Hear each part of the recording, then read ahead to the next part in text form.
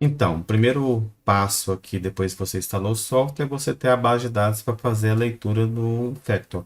Ele consegue ler a base de dados, dois formatos de base de dados, TXT e DAT. Como conseguir isso? Temos diversas formas aí, dependendo do software que você está utilizando, mas no geral é tranquilo, não é difícil. Vou só executar aqui para passar dica nesse processo.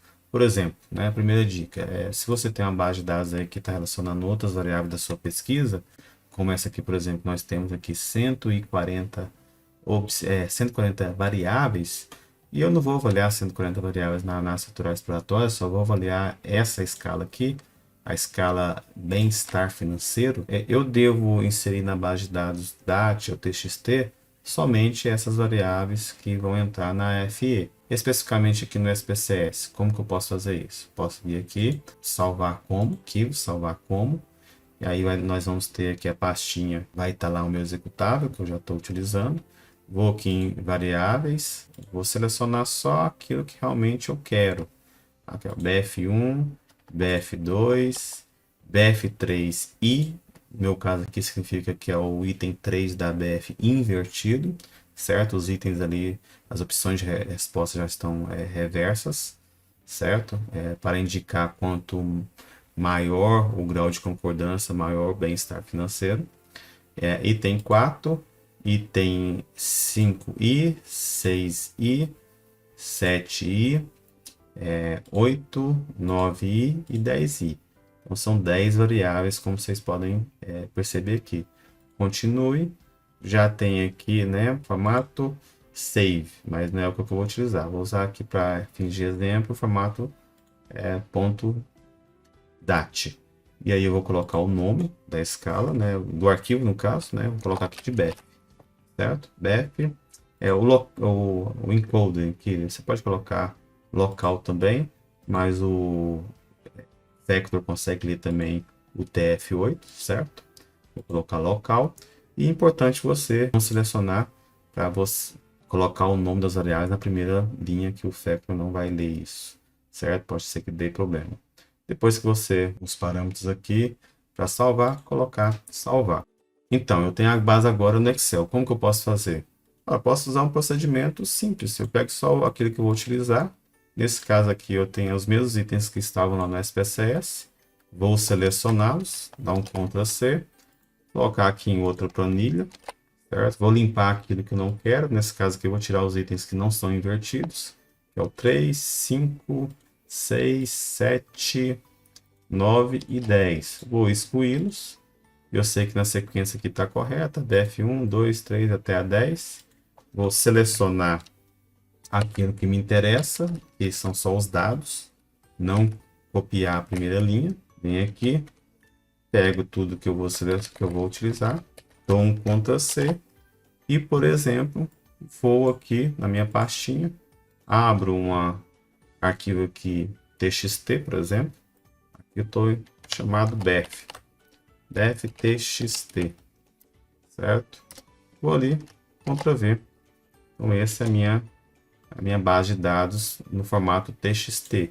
Antes no Excel eu tinha criado uma .dat e aqui antes no SPSS eu tinha criado uma no .dat e aqui a partir do Excel eu criei uma .txt.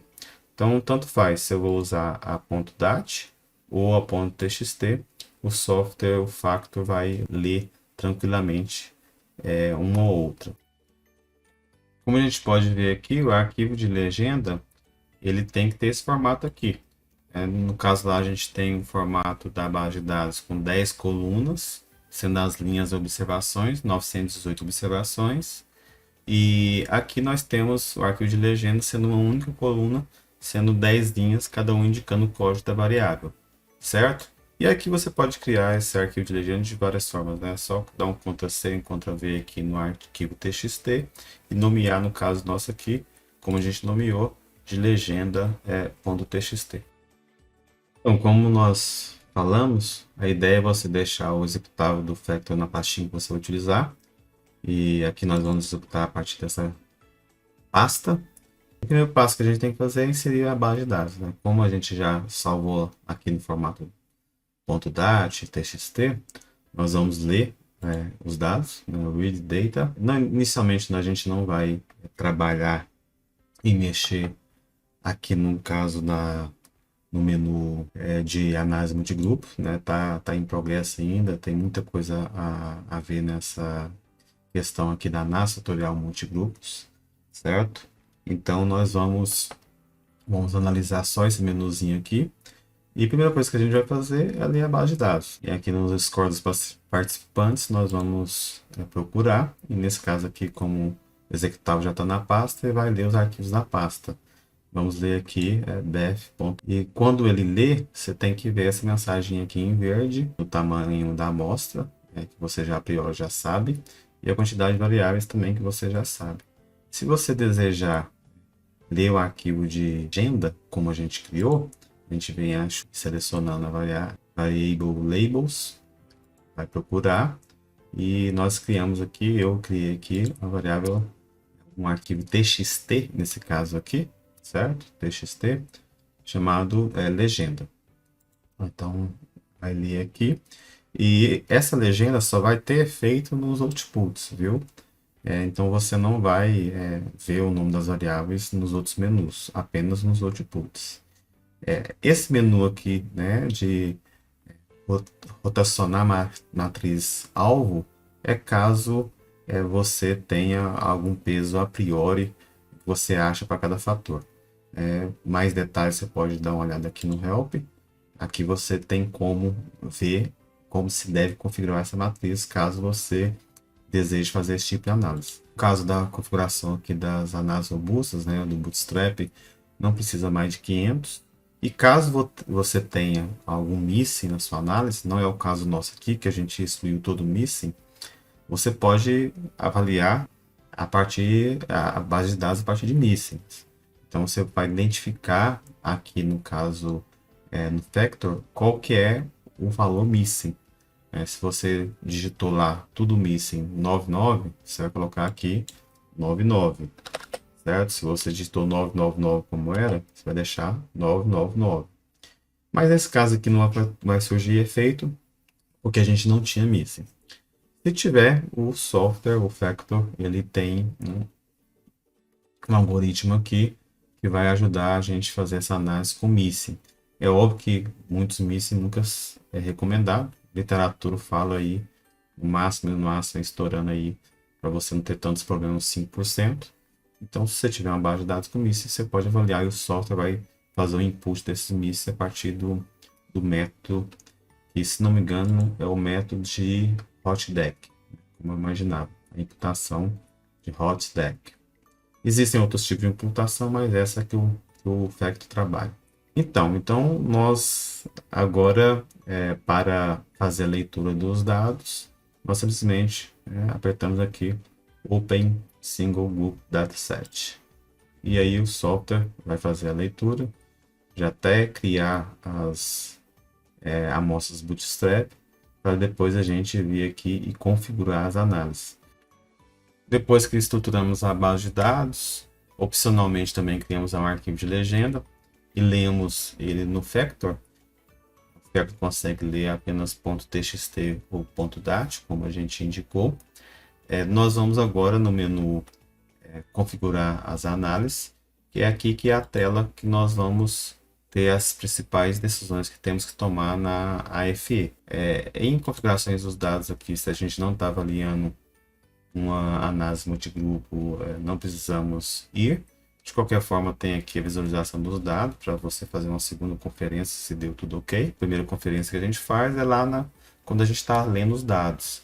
Se o número das variáveis e o tanto de observações ficou verde ali na análise read data, significa que deu tudo ok. Mas enfim, fica mais uma opção para a gente avaliar aqui se está tudo ok em relação aos dados. Voltamos aqui então para a configuração do modelo. Primeira coisa que eu gosto de fazer é colocar aqui o nome do output que vai sair na pasta que está executável do Factor. Então, esse aqui é um dos motivos pelos quais a gente indica usar o executável na pasta que você está fazendo as análises, na pasta que estão os dados. Facilita ali o manuseio, melhora a produtividade para você.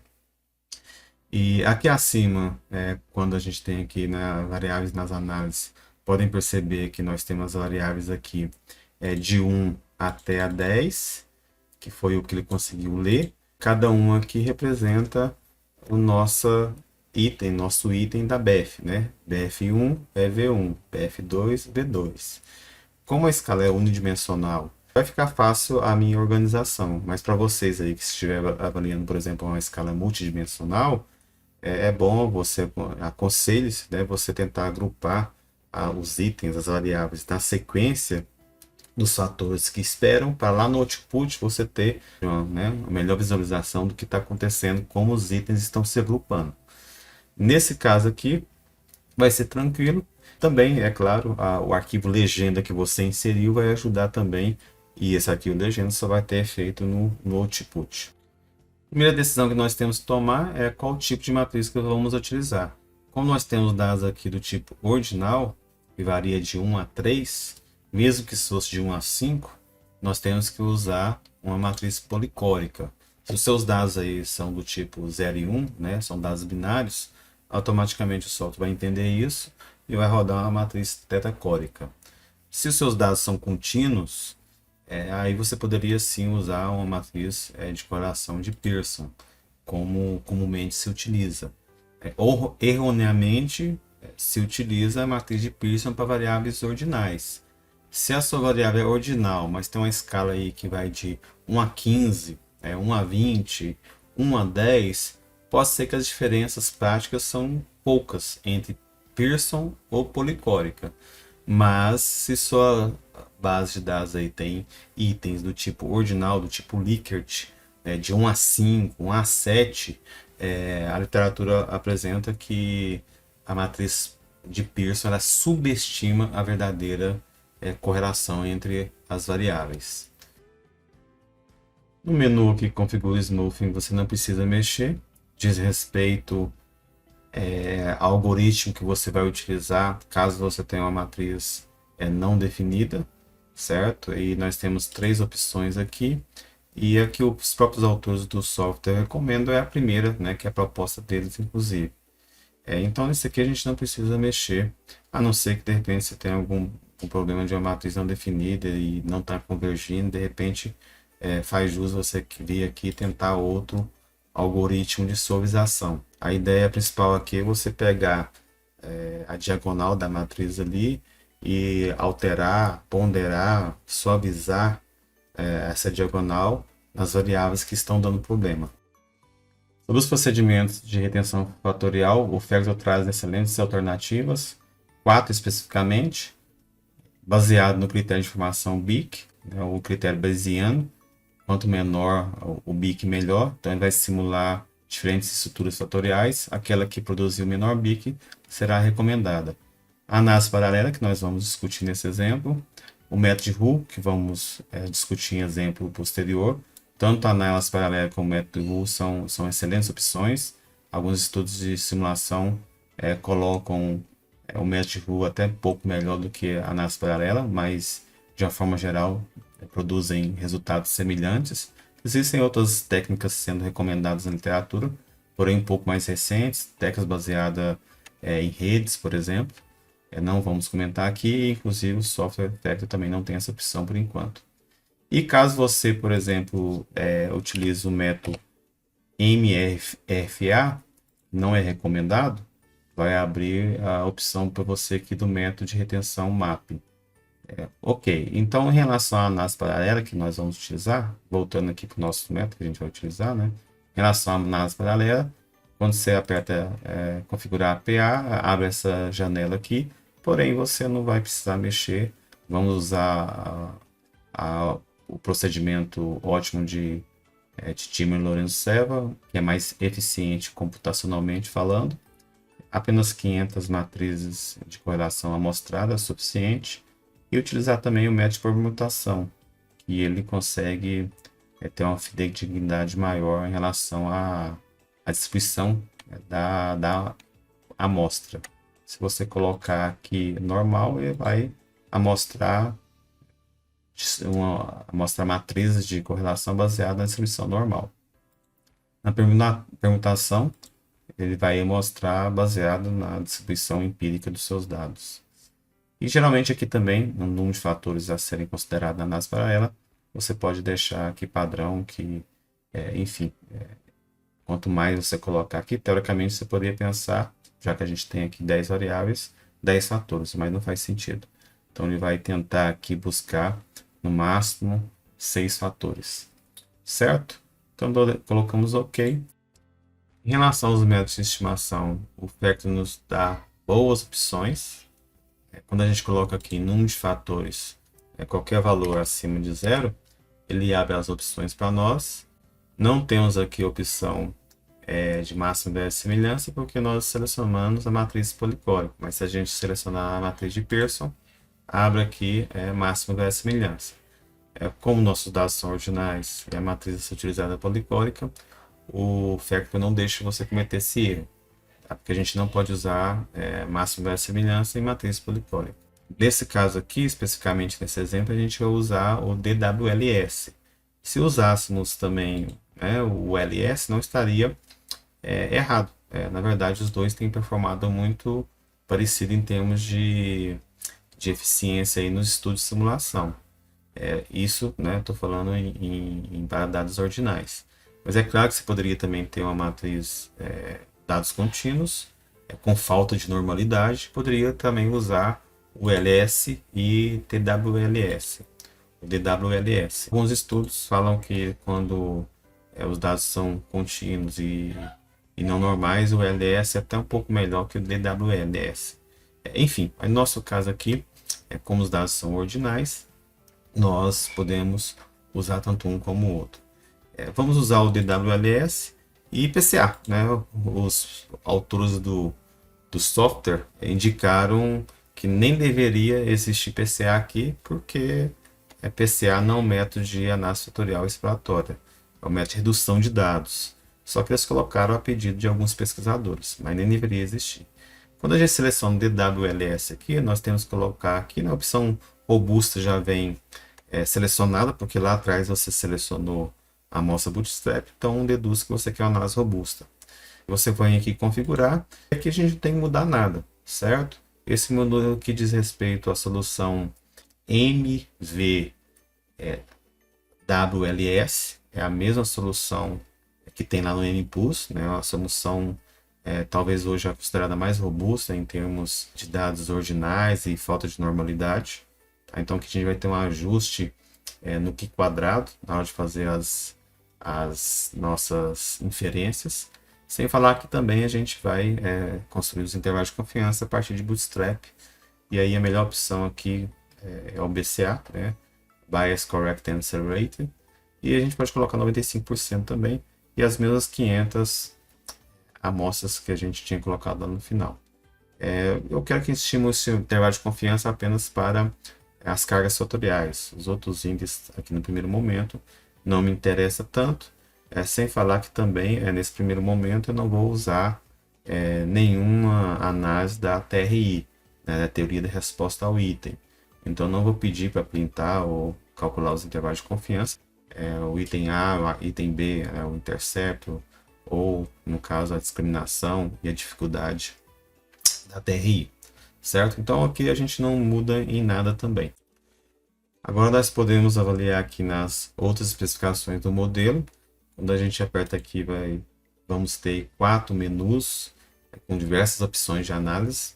Essa primeira a gente não vai avaliar, trata dos itens da TRI, que a gente não vai comentar aqui no exemplo, e também questões relacionadas de como nós vamos estimar os scores fatoriais individuais, que também nós não vamos avaliar no primeiro momento. Então, o que nós vamos avaliar é a unidimensionalidade e a qualidade da solução fatorial, certo? Então, na unidimensionalidade aqui, eu vou pedir esses valores aqui, certo? Esses valores aqui dizem respeito aí aos índices de confiabilidade, inclusive o nosso alfa de Compton tão conhecido, certo? Também medidas relacionadas a quão unidimensional eu posso considerar o nosso modelo aqui, certo? Medidas de ECV, Unico, Mi real, enfim.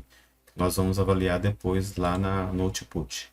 E a qualidade de ajuste fatorial, eu vou pedir os seguintes itens. Vou pegar aqui o item de replicabilidade do construto e da qualidade dos fatores dos scores fatoriais.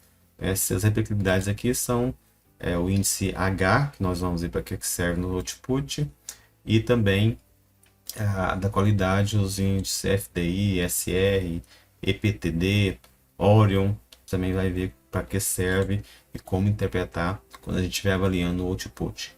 Então, no primeiro momento, são essas seleções que devemos fazer aqui nas outras especificações. Depois, de um segundo momento, nós vamos avaliar aqui um ajuste de um modelo bifactor, mas só faz sentido se a gente estiver tratando de um instrumento, né, uma escala multidimensional. Não faz sentido avaliar se a escala é unidimensional.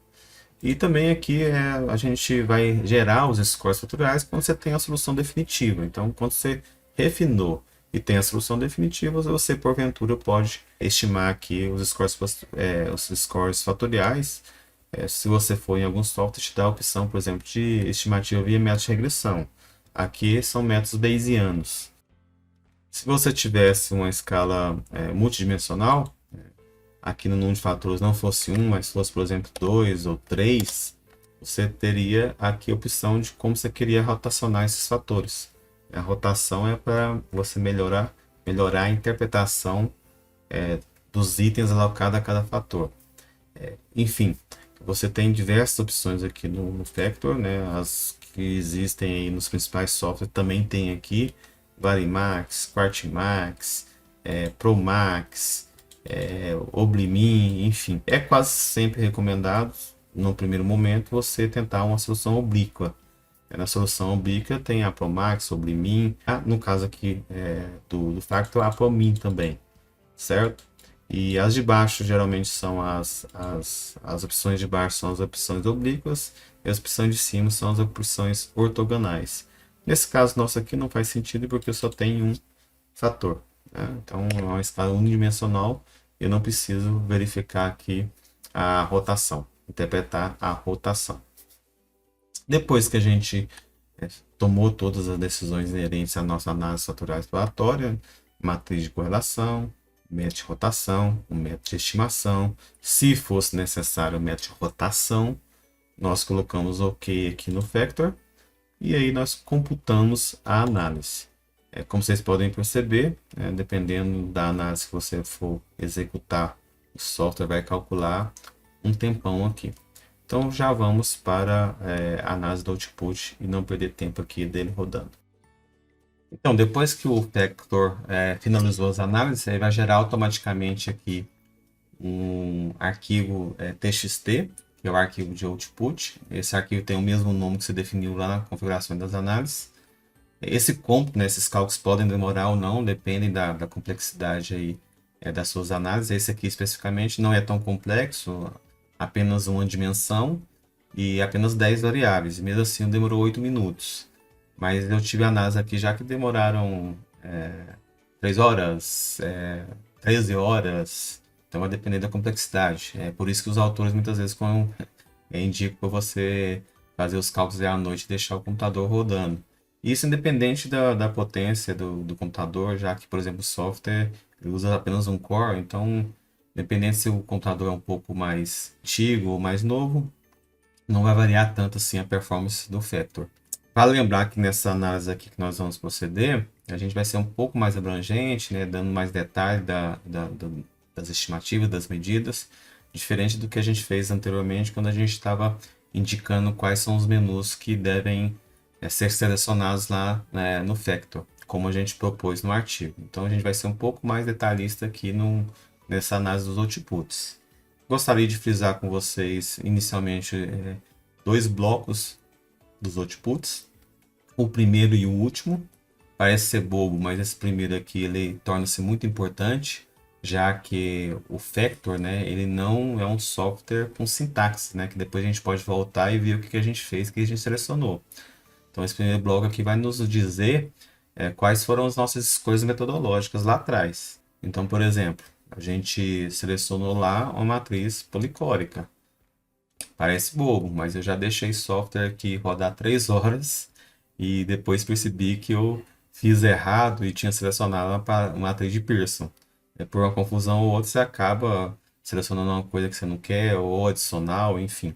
Então é bom a gente dar sempre uma olhadinha aqui nas nossas escolhas metodológicas.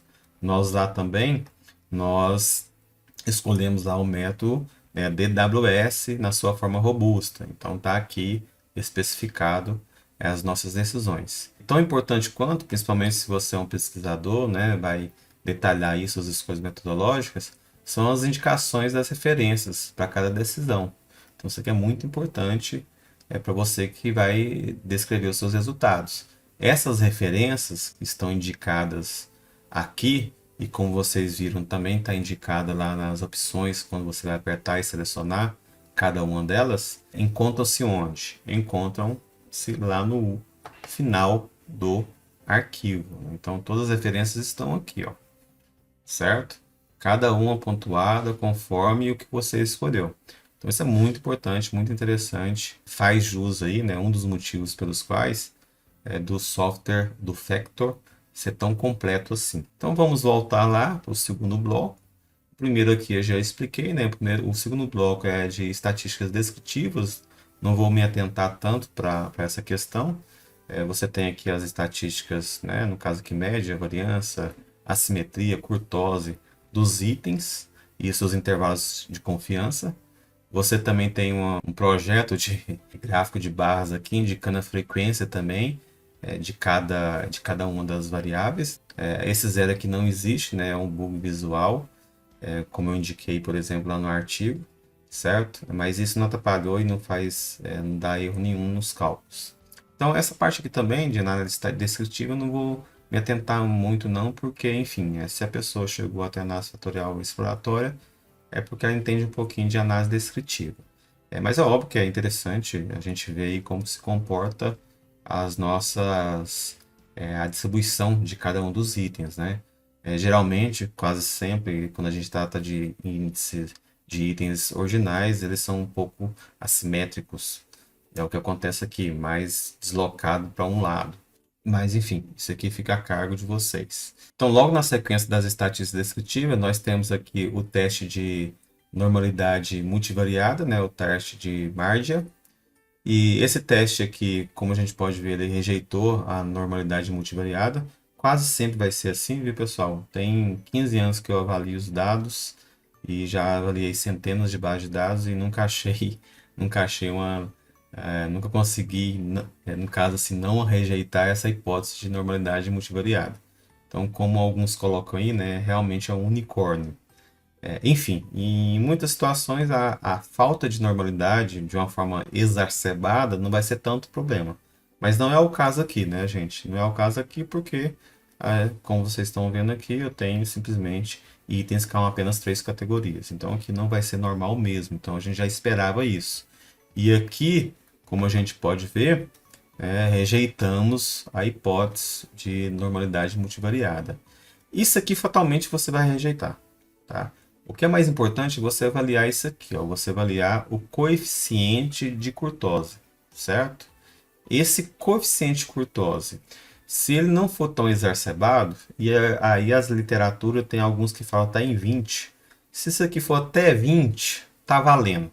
Né? O que eu falo que tá valendo? Se você usou um método que exige a normalidade multivariada, pode ser que você não está cometendo um erro tão sério assim. Então, tá valendo. Alguma literatura fala até 10, mas o fato é, como a gente está trabalhando com dados ordinais, fatalmente isso aqui vai ser muito alto, certo? Como aconteceu aqui, 132. Mas se fosse aí, né, um coeficiente de kurtose multivariado até de 20, como você tem justificativa na literatura, pode ser que você poderia, né, usar um máximo viés de semelhança sem, né, um ml, sem muitos problemas. Isso se você está aplicando em dados contínuos, ok? Porque aqui os dados são ordinais por natureza. Então, como eu falei, eu vou atentar um pouco mais, demorar mais um pouco nessas análises aqui, para a gente explicar esse tipo de coisa. Na sequência aqui nós temos a matriz de correlação, certo? No caso aqui foi a matriz policórica, né? Como a gente já tinha definido. Algumas Ideografias indicam para a gente avaliar essa matriz policórica, né? Então, assim, se você avaliou correlações aqui acima de 0,30, por exemplo, na maioria das vezes é acima de 0,30, tá valendo, né? E pelo que a gente viu aqui, parece que tudo acima de 0,30, mas no final das contas, o que vai interessar mais são as análises subsequentes. E eu creio também que avaliar a correlação entre variáveis também não seja tão complicado para vocês. Na sequência, nós temos as medidas clássicas aqui de adequação da matriz de correlação. No caso aqui, o determinante ele tem que ser maior que zero, né? Se não for, é porque deu problema e você não vai ter nem resultados, certo? Então, beleza. O teste Bartlett, sinceramente, você pode até desconsiderar, viu? Isso aqui eu já rodei, já passou de centenas de análises fatorial exploratória. Eu já rodei modelos muito, mas muito ruins que não faziam sentido nenhum do ponto de vista teórico, e mesmo assim o teste BART vai dar lá significativo, certo? Então, sim, alguns indicam para nem utilizar mais isso aqui. Agora, você pode reportar, você espera que ele seja significativo, né, indicando que a matriz que você está estimando aqui, ela é diferente de uma matriz em identidade, né? Você está testando essa matriz contra uma matriz que aqui tudo é zero, ok? Então, assim, você espera isso, mas ele não é indício de nada. Essa que é a verdade. E o KMO, né, a medida KMO, que também, essa sim é mais utilizada, que é dar um sentido aí de variância também, compartilhada de todos os itens. E a literatura indica que acima de 0,7 aí está valendo, ok? Como a gente pode ver aqui no próprio Vector, né, ele já te indica se é bom, se é ruim. E no caso aqui é bom. Mas se fosse acima de 0,9 aqui, ele ia indicar que é excelente. Ok? Inclusive, né, diferente de muitos softwares, já que a gente calculou 500 amostras bootstrap, ele também me deu o intervalo de confiança dessa estatística, né? E podemos ver aqui que foi muito curto, certo? Indicando aí uma boa aderência do modelo de uma forma geral. Nós temos aqui um modelo unidimensional, né, gente? Um modelo unidimensional, ele dá menos problema. Enfim, depois nós vamos aqui na sequência, nós temos a variância total explicada, aqui baseada nos autovalores. Se a gente fosse adotar o critério, né, de Kaiser, nós teríamos que escolher dois fatores aqui, ó. Então, tudo quanto é alto valor acima de 1, tá valendo, né? Eu vou escolher. Então, nós deveríamos escolher dois fatores. Mas não é o caso. Aqui mostrou a variância acumulada só de um fator, porque eu defini lá atrás que eu queria só um fator. Mas veja o seguinte, então aqui a gente já teria uma primeira incongruência entre o método de Kaiser, né, e o que você esperava. Você esperava um. E o método de Kaiser está falando que existem dois. E o outro método que a gente adotou, que foi a análise paralela, o que ele está nos falando? Está logo na sequência, certo? Está logo na sequência. A análise paralela aqui, ó, indicou, como a gente pode ver, indicou apenas um fator. Então, geralmente, a análise paralela, ela indica menos fatores do que o método de Kaiser. É uma tendência do método de Kaiser superestimar o número de fatores. Inclusive, está existindo aí um movimento dentro da área de avaliação psicológica, né, de fazer revisões e revisões das escalas clássicas. Hoje sabe-se que há muitas das escalas clássicas e muitas escalas que foram oriundas lá atrás, há 20, 30 anos atrás, que foram, o número de dimensões foi muito balizado pelo método Kaiser, de repente está tendo mais fator que deveria. Okay? Se a gente aplicar a análise paralela, o método de Hu, a essas mesmas bases de 30 anos atrás, 40 anos atrás, de 20 anos atrás, porque até hoje ainda o método Kaiser é o mais utilizado, você vai ver que há uma indicação muito menor de fator do que efetivamente ocorreu. Então, acontece essa situação aqui, né, como exemplo. O método Kaiser indicou dois fatores, mas no final a análise paralela indicou apenas um. O que a análise paralela está falando aqui? Está falando o seguinte, ó, eu estimei 500 amostras aleatórias No caso aqui, nosso input são matrizes de correlação. Então, eu estimei que 500 matrizes de correlação, calculei, se fosse o método de Horn, clássico de Horn, calculava o alto valor. No caso aqui da solução otimizada de Timmerman e Lourenço-Serra, ele calcula a variância explicada. Então, calculei a variância explicada e a média da variância explicada por um fator foi 20 nessas 500. Dos dados reais é 55. Então, parece que tem um fator sim. Agora, quando eu calculei, né, a média da variância explicada dessa amostra aleatória, né, de 500 matrizes de correlação, a média do segundo fator de variância explicada foi 17. Da minha base real foi 10. Então, assim, pode ser que isso se deva ao acaso. Então, não posso afirmar que existe um segundo fator. Mas que eu posso afirmar do ponto de vista estatístico é que existe um fator. Um segundo, parece que as evidências aqui indicam que não existe. Se você tomar como base o percentil 95 e não a média, você tem que olhar para esses valores aqui. Podem perceber que aqui há uma diferença substancial, mas pode ser que não haja, certo? Na dúvida, o que você vai fazer? Na dúvida, seja mais conservador, né? Olhe para o percentil 95. Então, é isso que aconteceu aqui, né? O método de Kaiser, se você tivesse adotado ele lá no SPSS, por exemplo, você ia falar que existia dois fatores, meu modelo estaria errado, né? O modelo de bem-estar financeiro estaria errado, que foi proposto pelo PROCON dos Estados Unidos, e o que foi validado aqui nacionalmente pelo Serasa estaria errado, talvez se pensaria na solução com segundo fator. Mas não é o caso. No caso da análise paralela aqui, ele indicou apenas um fator, e não dois como o método de Kaiser. Certo. Então, continuando aqui, na sequência nós temos aí umas medidas interessantes. Nessas medidas aqui você encontra no Factor e não encontra nos principais softwares comerciais. E é a medida, né, de quão próximo o que a gente está estimando aqui, nosso modelo está perto da unidimensionalidade. Você tem essas medidas aqui, Unico, ECV e Mi real para cada item e a geral. Para cada item não importa tanto, certo? Inclusive para cada item tem os intervalos de confiança. O que importa para nós é geral.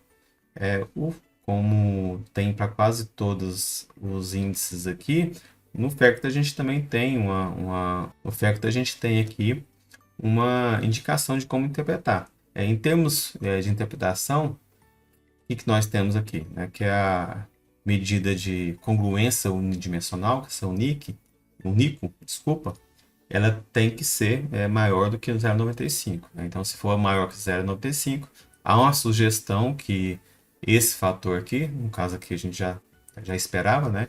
Pode ser tratado como essencialmente unidimensional. Então, é a favor do que a gente esperava. No caso do ECV, no caso da variância comum explicada, a sugestão é que seja maior que 0,85. Em termos pontuais, passou. Em termos de intervalo de confiança, a gente fica ali, né? Um pouquinho, talvez, indeciso. Podemos considerar aí que parece que passou também. E podemos tratar essa escala aqui, a bem-estar financeiro, como essencialmente unidimensional. E a Mi real tem que ser abaixo de 0,30. E nesse caso aqui foi abaixo de 0,30, inclusive o limite superior. O intervalo de confiança por Bootstrap é 95%. Então, sim, há uma sugestão forte aqui que a nossa medida seja realmente unidimensional. Isso aqui é importante para os nossos propósitos, é o que a gente esperava. Então, esses resultados que seriam interessantes você reportar na sua pesquisa. Na sequência aqui, nós temos algumas medidas que geralmente a gente vê só na análise fatorial confirmatória, né? São medidas aí de ajuste do modelo. Esse tipo de análise aqui embutida dentro da AFE se coloca como se fosse uma análise fatorial confirmatória parcial, porque você está avaliando o ajuste geral do modelo a partir das medidas como RMSA, CFI, TLI, certo? Então, assim, a gente pode avaliar esses índices também, mas não serão, né, ponto de decisão definitivo para a nossa análise. A gente pode pensar isso só depois no contexto da FC. Mas aqui já dá uma ideia, né, de para onde que a gente está caminhando, certo? Já dá uma ideia. Então vamos lá. Então os principais aqui são quais? RMCA, certo? Aqui foi 0,7. Esperávamos aí, depende. Algum literatura fala que tem que ser abaixo de 0,06, outra abaixo de 0,08. O limite superior de 90% não pode passar 0,10, enfim. De acordo aqui com os parâmetros definidos pelo Factor, ok, justo. Tá? Então a gente tem uma estimativa de RMC de 0,07, intervalo de confiança aí entre 0,476 e 0,823. Tá bom, não tá ruim não. E aí nós temos depois a estimativa do Q quadrado, né? O Q quadrado aqui é a partir do método robusto que a gente utilizou, certo? O Q quadrado a partir do método robusto. Ele vai ser diferente do Q quadrado calculado, computado na máxima verossimilhança, tá? Porque esse Q quadrado aqui é o Q quadrado não central, certo? Geralmente quase sempre vai ser significativo. Você não tem significância desse Q quadrado quando você está estimando modelos ali de PF-análise quase identificados, enfim. Geralmente, principalmente em grandes amostras, a gente acaba não olhando para o Q quadrado, a gente olha mais para o Q quadrado dividido pelos graus de liberdade. Eles devem estar ali entre 2 e 5, 3 e 5, dependendo da referência que você vai utilizar. E os mais importantes, além do RMC, é o TLI, né, ou NNFI, certo? NNFI, como a gente pode ver aqui. E o CFI. A indicação é que seja acima de 0,95 preferencialmente, mas tem algumas literaturas que falam acima de 0,90. Então, no nosso caso aqui, né, foi acima de 0,95, tanto o TLI como o CFI, e inclusive o limite inferior, certo? Do intervalo de confiança bootstrap. Então tá ok. Logo na sequência, o BIC, critério de informação bayesiano, ou Schwarz, esse termo Schwarz é conhecido mais pelo pessoal da economia, ele vai fazer sentido só se você avaliar outro modelo, tá? Não faz sentido por si só. Então 329 não diz nada para nós.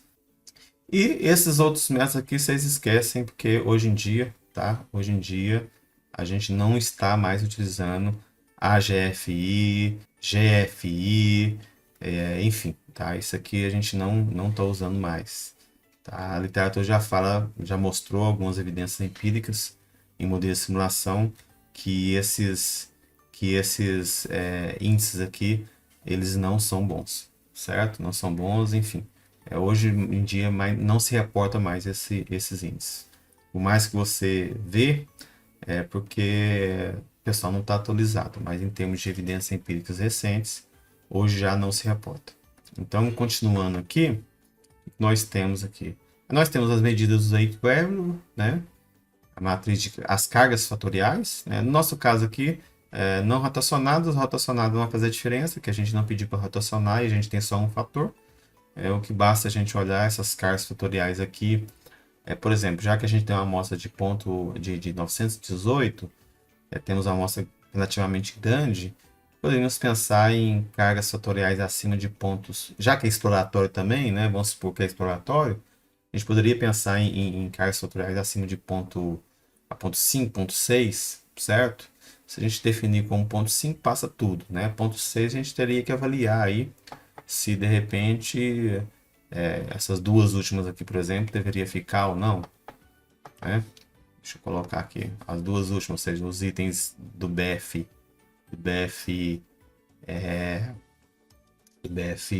9 e BF 10, certo? Então a gente deveria avaliar aqui se eles devem ficar ou não, BF 9 e BF 10. BF 8 não, né? O BF 8 ele tem uma medida relativamente alta de carga fatorial, ok? Então as cargas fatoriais você vai avaliar como você está acostumado a avaliar aí na sua análise fatorial exploratória, não tem diferença nenhuma. E, enfim, a gente poderia pensar, né, na segunda rodada dessa análise aqui, talvez olhando aqui para as comunalidades, né, que talvez é mais interessante. Apesar que a comunalidade aqui vai dar o mesmo resultado da carga fatorial, já que a gente tem uma solução de um fator só. Mas aqui a gente poderia avaliar, então, realmente que talvez faria sentido excluir a BF10 e ver o que acontece depois, enfim. Mas não é o caso aqui. Continuando, a nossa avaliação aqui dos outputs, o que nós temos? Nós temos aqui, né, a porcentagem de variância explicada. Temos aqui a medida do FDI. A medida do FDI indica-se aí acima de 0,9, né, então está ok. Mas o que mais interessante é avaliar aqui, né, o H latente e o H observado. Como a gente está tratando de variáveis ordinais, devemos olhar para cá, ó, H observado. Se fosse variável contínua, ok, poderia colocar aqui o H latente. A indicativa é que você tem o H observado acima de 0,8, certo? Esse índice aqui, H observado, indica o seguinte, que esse fator que a gente está estimando aqui, possivelmente será mais replicável em estudos futuros. Então, isso aqui é uma medida de cross-validation, vamos dizer assim. Nós temos a medida na AFC, na análise fatorial confirmatória, né, do MVI, que é uma medida parecida com essa aqui, que você tem aí um índice de quão replicável é o seu modelo. Aqui nós temos o H observado ou H latente no caso de variáveis contínuas. Então, no nosso caso aqui passou, tá ok, certo? Tá ok. Continuando aqui, a gente tem, né, as mesmas medidas, a mesma medida do FDI, EAP, SR e EDP. Sinceramente, eu nunca vi essas medidas, apesar de serem interessantes essas medidas, eu nunca vi ainda sendo reportada em estudos empíricos, certo? Então pode ser que isso aconteça daqui para frente, já que, aqui ó pessoal, é bem recente, 2018. Mas são medidas interessantes, são mais medidas para a gente levar em consideração. De uma forma geral, você tem aqui, né, como as outras medidas, como interpretar, como analisar. Então a gente espera, por exemplo, que o FDI seja acima de 0,9, ok. EAP, que é uma medida de validade marginal, acima de 0,9, né, uma confiabilidade marginal a 0,8, desculpa, e tá, passamos. E essa aqui é muito intuitivo, né? Porcentagem esperada que você está mensurando o verdadeiro valor latente, ok? Você espera acima de 90 e aqui 92%. Então, o que nós passamos? Tá? Nós passamos aí em todas as medidas que o software aqui está indicando. E aí nós temos aí as cargas fatoriais, mas com os erros, né? Com os erros, com os intervalos de confiança para o Bootstrap. Mesmo que a gente tinha lá em cima, pelo menos agora a gente tem isso com um intervalo de confiança. E na sequência nós temos aqui, nós temos as medidas de confiabilidade, temos três. A medida GLB, que é uma medida interessante, certo? É uma medida interessante, porém, né, ela é utilizável, recomendável, mas em grandes amostras, inclusive o ômega. O ômega McDonald, para variáveis ordinais, é bem utilizado, já vi em diversos trabalhos empíricos, mais recomendado que o alfa, o nosso famoso alfa, mas teoricamente, né, em termos de evidência empírica, a partir de estudo de simulação, eles são melhores para grandes amostras, como a gente pode ver aqui, né, acima de 1000, por exemplo. É o nosso caso aqui. No seu caso, você tem que avaliar se você utiliza ou não. Mas no caso especificamente aqui dessas medidas em comparação ao alfa, né, que é essa medida aqui, o nosso alfa de Comba, foi muito parecido, certo? Tanto um como o outro, né, as três medidas foram muito boas.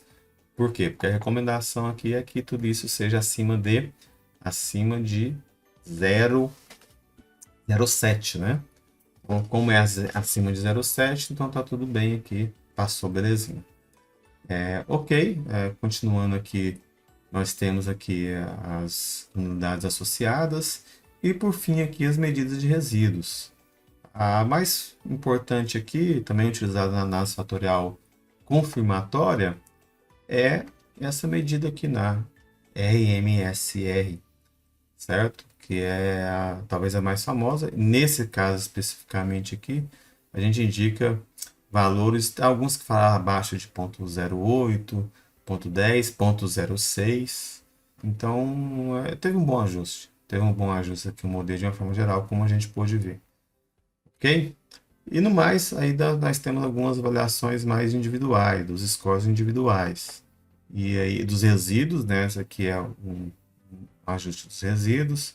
O sumário também, sumário dos resíduos padronizados. A gente chega aqui no final do output e como a gente pôde perceber, são muitas análises, muitas das quais você tem que ponderar se você vai colocar ou não no seu relatório. De uma forma geral, né, são todas análises bem-vindas. Acho que o pior é faltar, o que acontece com muitos softwares, inclusive os comerciais mais famosos. No caso aqui do Factor, é o contrário, sobra. Sobra tantas análises que você pode executar, quantas coisas você pode implementar, coisas clássicas, ou seja, medidas clássicas, avaliações clássicas, antigas, até as mais recentes propostas pelos próprios autores. O Ferrando e o Lorenzo Serra, de longe, são os dois pesquisadores que mais dedicam no estudo da análise fatorial exploratória. Para quem acha que morreu, né, já estava morta a análise fatorial exploratória, não é bem assim. Muita coisa se evoluiu nos últimos 10, 15, 20 anos, né, com propostas muito diferentes, robustas, interessantes, além do que a gente já está acostumado a usar, né, que é o padrão lá do SPSS, PCA, critério de Kaiser, enfim, aqueles métodos padrão lá que a gente está acostumado a usar. Ok? Então finalizo por aqui e quem tiver interesse pode dar uma olhada no vídeo do exemplo 2, que não está no artigo, mas que eu vou discutir com vocês aqui outros parâmetros, outras decisões, outras escolhas, alguns índices adicionais, certo? Num contexto multidimensional e de uma escala que não é tão boa quanto essa, uma escala que a gente vai encontrar problemas, ok? Um abraço a todos.